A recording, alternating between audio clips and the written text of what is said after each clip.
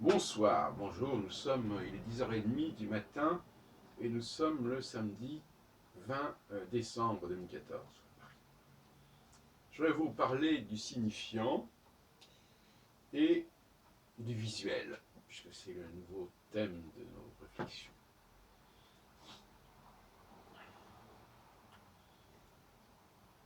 Le fait de regarder le ciel, nous sommes dans le visuel.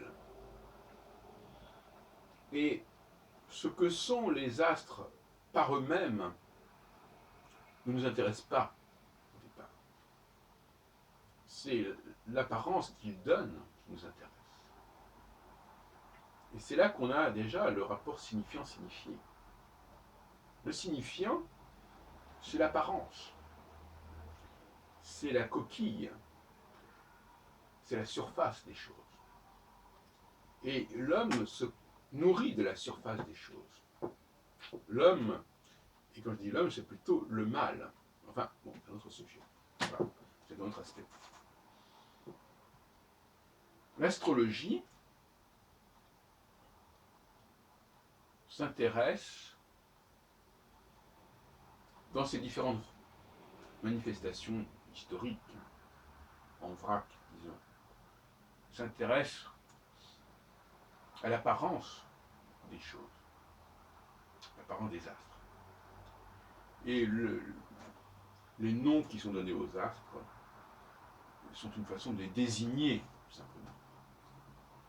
Avant même qu'il s'agisse, et je parle là plutôt des astronomes que des astrologues, de déterminer leur contenu. Parce que désigner un objet, ça n'est pas déterminer son contenu.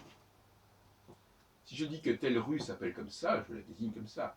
Que telle région du ciel stellaire s'appelle de tel et tel nom, je le désigne, je ne détermine pas son contenu. Alors souvent les gens pensent que le nom détermine le contenu. Pas forcément. Il faut bien nommer les choses, il faut bien les désigner. Pourquoi les désigner? Parce que on veut les situer dans l'espace, dans le temps, on veut savoir où ils sont à un moment donné. Ce qu'ils sont par eux-mêmes, c'est un autre problème. Je reprends toujours cet exemple du vase. Le vase, il est là maintenant, qu'on y mette ceci ou cela, je le sais le reconnaître. Voilà. Ce vase a une forme que je suis en mesure de reconnaître visuellement. Maintenant, ce qu'on y met m'est indifférent. Et donc, il ne faudrait pas croire que la forme du vase, la couleur du vase, ce qui est inscrit sur le vase, nous désigne, nous parle de ce qui est dans le vase. Et d'ailleurs, ce qui est dans le vase ne définit pas pour autant le vase, puisque ça pourrait être autre chose que ce qui s'y trouve. Du moment que le vase est là devant moi. Donc il y a une éternité du vase en comparaison de tout ce que le vase peut recevoir. De la même façon qu'il y a une éternité de la femme par comparaison avec tout ce qu'elle peut recevoir.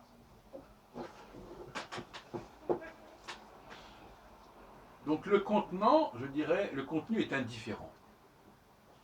Alors chez Saussure, je connais pas, je n'ai pas étudié Saussure à la lettre, etc. Chez Saussure, je ne prétends pas d'ailleurs être dans l'orthodoxie saussurienne pour autant. Peut-être que oui, peut-être que non. Ça m'est assez égal. Mais je veux dire par là que je ne sais pas s'il a insisté sur le fait que le signifié est indifférent par rapport au signifié. Même s'il y a eu des dérives, et même si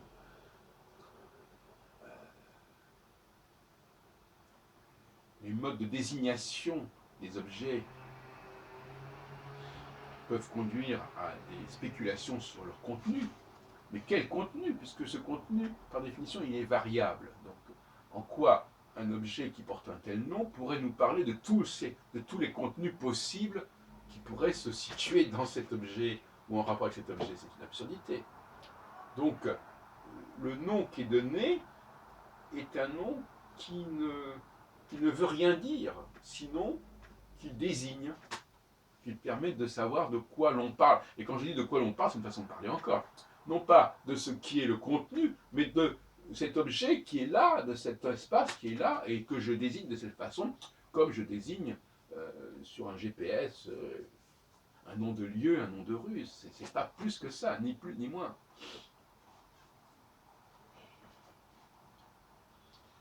Donc le visuel, c'est ce qui nous permet de nous repérer, et le visuel ne nous parle pas du contenu. Le contenu nous est indifférent, ou si l'on préfère, ce que le visuel nous apporte nous suffit. Et son contenu ne serait que quelque chose en plus, ou en moins d'ailleurs, en plus. Ouais. C'est une dimension supplémentaire qui est peu intéressante.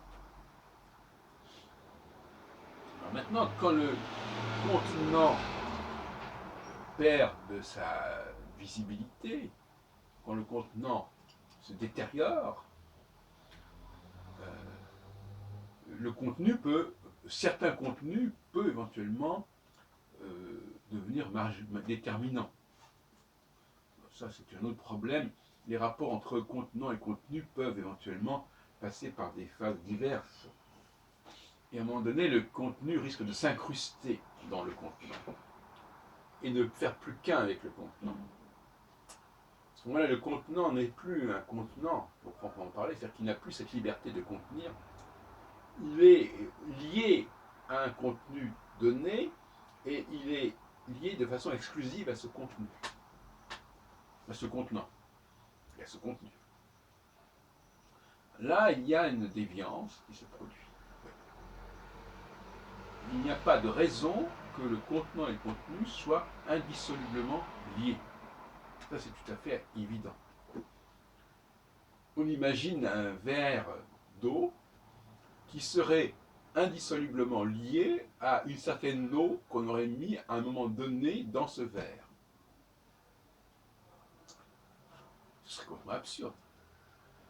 Parce que, en fin de compte, je ne pourrais même pas boire cette eau, puisque si je bois cette eau, j'enlève quelque chose à ce verre, en quelque sorte. Donc, cette eau, elle se dégraderait, enfin, de manière, ça n'a aucun sens. De la même façon que aucun signifiant n'a indéfiniment à vouloir signifier ceci ou cela, à être associé à un signifié spécifique. Ça n'a pas de raison d'être.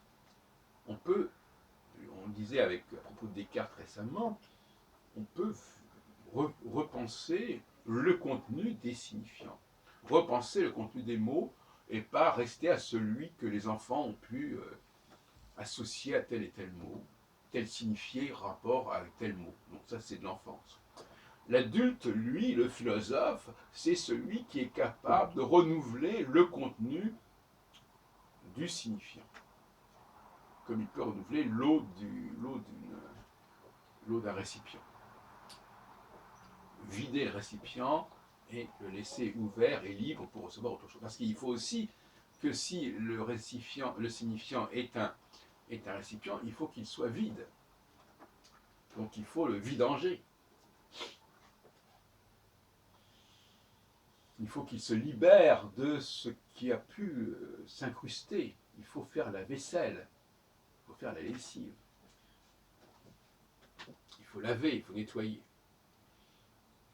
Il faut purifier. Purifier le signifiant, c'est le laisser en mesure d'accueillir n'importe quel signifié. Et c'est rarement le cas. Dans la plupart des cas, tout signifiant conserve les traces des signifiés qui ont pu y être installés précédemment. Il y a l'odeur, il y a la trace de cela. Si je vous dis par exemple que le mot table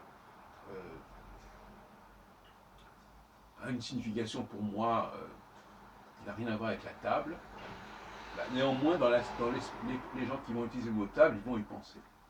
Même si aujourd'hui, le mot table, on peut l'utiliser aussi pour parler de table de multiplication, etc. Ce qui évidemment n'a plus grand-chose à voir avec la table sur laquelle je... Donc il y a des mots comme ça qui ont su se renouveler. Et quand on n'est pas capable de renouveler un mot, on est obligé de faire appel à un autre mot. Donc ouais, c'est comme quelqu'un qui ne pourrait pas laver sa vaisselle et qui préférerait acheter de la nouvelle vaisselle tout en laissant l'ancienne vaisselle sale. Voilà. Quelqu'un qui ne saurait pas faire la... C'est intéressant parce que, vous savez qu'on a souvent ce débat entre les hommes et les femmes sur la propreté. Propreté des vêtements, propreté du lieu de vie, propreté de la vaisselle, propreté de la lessive, etc. Mais il y a aussi la propreté des mots. Et la propreté, c'est pas la propriété. Enfin, ça dépend aussi qu'il faut discuter. Je veux dire par là que le mot, et ça les femmes ne le comprennent pas, il faut aussi laver les mots. Laver les mots de leurs anciennes acceptions, de leurs anciennes significations, pour qu'on puisse les utiliser à frais nouveaux, sans être influencé par les attributions précédentes, comme si, par exemple, de la même façon, quand on fait la vaisselle, on supprime l'histoire de l'assiette, on supprime l'histoire du plat, on ne veut pas avoir des réminiscences de cette assiette, de ce plat, on ne veut pas savoir ce qu'il y avait avant. Et à la limite, quand un homme est amoureux d'une femme, est-ce qu'il a vraiment envie de savoir quels sont les contenus, quelles sont les significations dont elle a été porteuse précédemment? Pas forcément. Là aussi, il faut nettoyer les choses. Je pense au nettoyage des écuries d'Augias par Hercule. Je veux dire par là que la langue doit être nettoyée. C'est vrai que par ailleurs, lorsque l'on utilise un signifiant qui est déjà porteur, qui est déjà lié indissolublement, soi-disant, avec un signifié, ça peut simplifier la communication parce que tout le monde est au courant de ce qui s'est passé. Alors que renouveler un signifiant, renouveler, c'est-à-dire nettoyer un signifiant pour renouveler le signifié qui est associé, c'est préparer l'avenir. C'est-à-dire ce que j'appelle passer vers un ancien consensus à un nouveau consensus.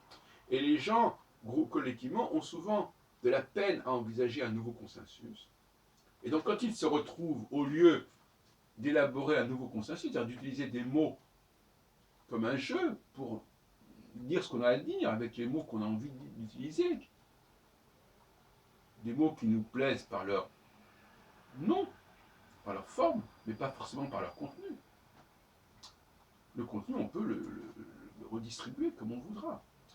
Une discussion entre philosophes, c'est une discussion où les mots n'ont de sens que par le sens qu'on leur donne ici et maintenant, par le sens que le groupe accepte de donner, de conférer ici et maintenant. Quand les gens ne sont pas philosophes, ils vont se référer au passé, aux anciennes attributions, aux anciennes associations. Et donc, par conséquent, on retombe dans une forme de décadence, dégénérescence. C'est souvent ce qui se passe entre les hommes et les femmes. Les femmes veulent garder les anciennes attributions, donc elles ne veulent pas faire la vaisselle des mots, alors qu'elles veulent faire la vaisselle des linges, et la lessive des linges, la vaisselle du plat, des repas d'hier. Mais par contre, elles veulent rester avec les mots d'hier, avec les significations et les contenus des contenants. C'est ça le débat. Alors que l'homme est plus disposé à faire abstraction du contenu. Et en faisant abstraction du contenu, ça veut dire qu'il est en mesure justement d'utiliser des contenants, donc des signifiants, pour autre chose, peu importe. C'est libre. Il libère le signifiant de ses signifiés. voilà des réflexions, je ne sais pas si elles peuvent être intéressantes pour les linguistes, pour les saussuriens, mais incontestablement, je crois que le signifiant est un contenant, et d'ailleurs je dirais, je crois avoir clairement dit, que je préfère le mot contenant au mot signifiant. Je crois que ça a été une erreur de Saussure d'employer le mot signifiant, parce que les gens ne comprennent pas exactement ce que ça veut dire. Alors que contenant et contenu, je vous assure que tout le monde comprend. Mais signifiant, signifié, non, les gens ne comprennent pas. Et donc on a beaucoup d'absurdités, beaucoup de malentendus. Et donc, pourquoi ne pas parler de contenant et contenu dans le domaine de la linguistique? Parce que tout simplement, ça désenclaverait la linguistique. C'est vrai que ce mot n'est pas réservé à la linguistique. Eh ben d'accord, et pourquoi pas? Pourquoi ne pas parler de contenant et contenu, par exemple, pour dire que voilà, il y a une boîte qui est un contenant, et à l'intérieur, on met un contenu. Et puis ce contenu, ben, on peut en changer, ou cette boîte, elle peut se salir, et puis on peut la laver de ses traces, de ses empreintes précédentes, etc. Ça me paraît. Voilà, donc ma proposition, c'est que la linguistique doit changer. Alors là, effectivement, vous me direz, vous êtes un peu en contradiction avec vous-même. Je vous proposez de changer le nom. Bon, je reconnais que c'est un petit peu contradictoire, mais je pense qu'il faut faire exception ici. Changeons le nom qu'on utilise. Parce que de toute façon, j'ai le droit de changer de signifiant. Si un signifiant me paraît plus intéressant qu'un autre, j'ai le droit de ne pas accepter l'ancien signifiant. S'il est complètement inutilisable, s'il est abîmé, eh ben on va en changer, c'est tout. C'est comme une voiture qui est usagée, on en change. On n'a pas besoin de les garder indéfiniment, d'autant plus que ce n'est pas les signifiants qui manquent. De la même façon que si une femme ne fait plus l'affaire, n'est plus ce qu'elle était, on peut en changer aussi. Donc, voilà, donc employons des mots. Moi, je suis, vous savez, étant donné que je suis concerné par l'astrologie, je suis très sensible aux enclavements. Je suis très sensible au fait d'être emprisonné par un jargon qui est trop spécifique à un domaine précis.